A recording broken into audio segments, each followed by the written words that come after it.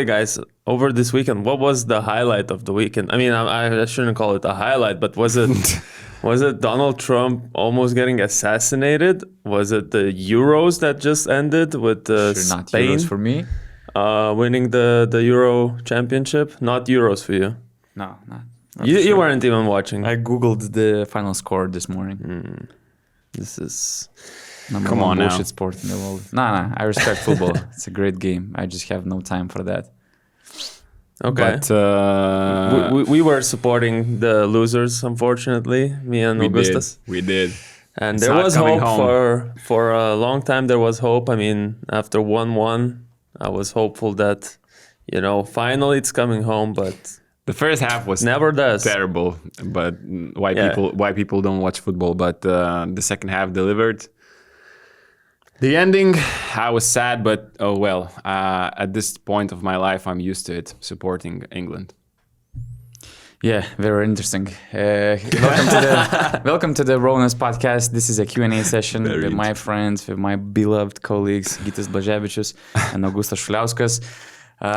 We're here to answer a lot of questions. Actually, one of our BN Plus members suggested that guys got more questions than Assange in British prison. And we have a lot of topics to cover, from Olympics predictions, EuroLeague transfers, some other Where is stuff. Rytis? We have a special message from Rytis. Himself.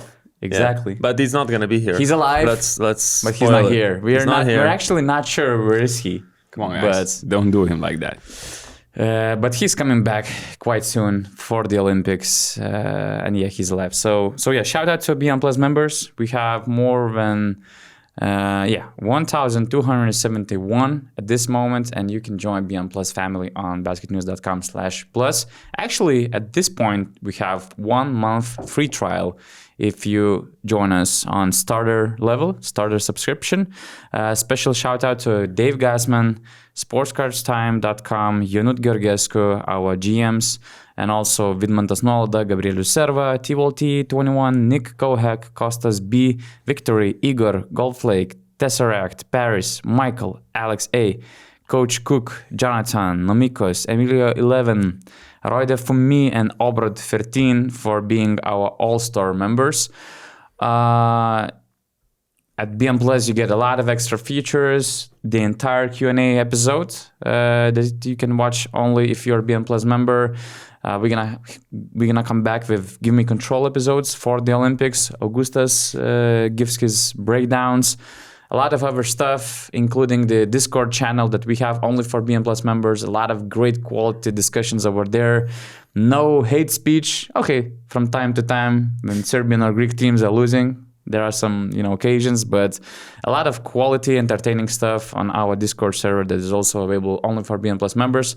So, gentlemen, let's start with the questions. The first question was from Laz13, our BN Plus member, and he wants to start with Gytis, who just returned from a long trip. We've been to the NBA draft in New York. Then he went to Puerto Rico. He's been everywhere, man. You can see some Brooklyn Nets stuff. Yeah, I'm a devoted fan. Always have been, always will be. Brooklyn Nets. Name the starting five for next season.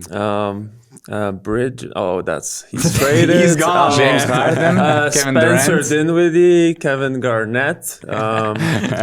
Yeah. Paul Pierce. Shout out one of the coaches, David Dulkis, who provided us with this merch. You also got some stuff, but I see you're not rocking it, so you're ashamed in my of free time. No. I'm Brooklyn Nets in my area. Okay. No, I saw you with Monaco jersey by the sea this weekend. I wasn't by the sea this weekend. Okay, but it doesn't change. That's already a lot of false information, fake rumors. So there's no need to continue with that. We'll put up your photo. The question on the montage. was, how was the atmosphere between the players and chemistry off the court in Puerto Rico, Lithuania, and Italy, respectively, from your perspective? Name a player that was the most chill in the tournament with the journalists, and also a player that was a pain in the ass for you. Well, first of all, we were there to mainly cover Lithuanian national team, so we didn't really speak to the, let's say, Puerto Rican players or Italian players as much, so I couldn't tell you in terms of like who was chill or not with the journalists. But when we're talking about atmosphere, it's very clear. Like Puerto Rico at the top. I would say Lithuania probably second in terms of vibes between the teammates. And then Italy, who seemed like they were there like for a very short time before, and then they couldn't like glue themselves together like they usually do. And even Gianmarco Pasecco said that, this preparation time was not enough. We're still looking for our identity on the court, and I guess off the court as well. Although a lot of those players were playing together before, but they did lose some of the veteran players from years before. So I guess for Italy, it was just a lack of time. Mostly for Lithuania, I just saw a lot of frustration, both on and off the court. And when I say off the court, I mean on the bench, mostly. Before losing to Puerto Rico? Even from game one, Mexico game, it wasn't going great for the first 2 quarters, I think. And you could see that, the players are pissed off at other players, at themselves. The coaches are pissed off at the players not doing the things according to the plan. And very specifically defense as well. So I just saw a lot of frustration. And I mean, we asked those questions, what is it? Ivory Coast. Yeah, the Ivory Coast game that almost went wrong for Lithuania. Asked those questions about, confidence within the team right now, because it seemed like they weren't confident in what they're doing. And I feel like, winning against Italy by 24 or so was actually not as good as they might have gotten too relaxed after that, just because, now we are back. We can crack jokes about, how we just beat Italy. But at the end of the day, those core issues never went away. They just had a good game against another team who also didn't have great perimeter players. So I feel like that gave them a little bit of confidence that wasn't rooted in anything substantial. And then when we're talking about Puerto Rico team, I mean, they made me fall in love. The same way that you said that Slovenia was the team who eliminated Lithuania in the last Olympic qualifier, the same way that Puerto Rico did now with Lithuania. I also fell in love with them just because the way they were playing, they were so free, they were so passionate, they were so wild in some sense. That Latin American way of, life reflects on the court, off the court, the way they were partying after the winning the final, with a big boom box or whatever, walking to the corridors. I just felt like for them, the Olympic qualifier was a party. And I'll be rooting for Puerto Rico, I'm not going to lie, in the Olympic Games. Yeah, 2 things that surprised me. First of all, I kind of feel that I didn't see or notice any crazy stretch of Gianmarco Pasecco. Like no wild stuff on and off the court, right? He wasn't feeling it. Yeah, probably. I mean, he was doing, let's say, 50% of what he usually does. Because just like 100%. 100% is for him to get ejected, right? So he didn't get ejected, but he was throwing his jacket once or twice. Okay. He was doing those things. Maybe I was the camera missing didn't. big quotes or stuff. Usually he's taking over the headlines, but that was the first surprising thing. The second one was actually I thought that one of the players that was most chill in the tournament was the real star of the qualifiers in Puerto Rico, right? You're talking about Ali Hassan. Yep. Yeah. And you had a chance to talk to him, right? Yeah, I was thinking, everyone's cheering him on, but let's actually talk to the man. How is he feeling about this whole thing? Because I'm sure, like, for a guy who is playing at a level that's probably like 3rd Lithuanian league or even below, I don't know if it's even professional basketball that he plays where he plays, to come out into an arena that seats about 18,000 people, and the whole crowd is chanting MVP, and every time you touch the ball, there's a whole reaction from the arena. And if he makes a shot, then it's like a goal scored in yesterday's game. I mean, I said, how do you feel about this? He was like, I didn't expect any of this, but this is my dream come true. And then you think Bahrain lost both of their games by 50, 60 points. Dream come true, but in what sense, like, how is this a dream come true? Just having, was this ever your dream? I don't know. It's just something that happened to him. I think he was overwhelmed, but yeah, that was the true star of Puerto Rico Olympic qualifiers for sure. So Laz had a question for Augustus as well. After watching some friendlies, who do you think gets through Group A, which is one of the most stacked ever in the Olympics? What are your thoughts about Serbia and France after their friendly game? So probably we start off with Group A, right? Yeah, so once I again, think- Spain, Greece, Canada, and Australia. Australia, okay. I think Canada is a clear favorite here in this group. I mean, they have probably the same roster that won bronze last year in the World Cup, Plus Jamal Jamal Murray. That's huge. So they have clear roles. They have a great coach. I think they are favorites here, and they're actually one of my top picks to win the whole thing. Mm-hmm. Of course, there's Team USA, but yeah, one of the main favorites, I would say. And then I have like Canada, Gap, and then it's those three teams: Greece, Australia, Spain. But I think Greece gets my number 2 spot. I think Spain didn't really play and execute well in their qualifying tournament. I know there was little time to prepare.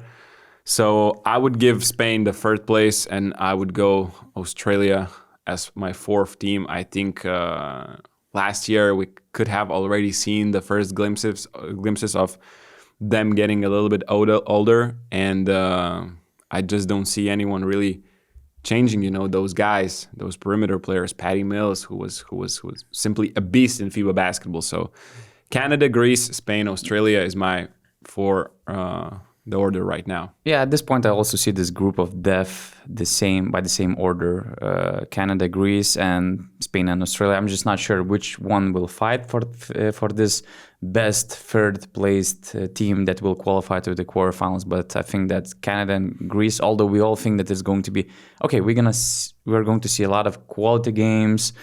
There could be some drama, but I just really think that Canada and Greece will advance, and the real drama will be between Australia and Spain, just for the reasons you mentioned regarding Australia. They're just declining. I'm not sure if the new stars are that good enough already, to beat teams like Canada or Greece, which to me looked so nicely coached, and they had a great chemistry.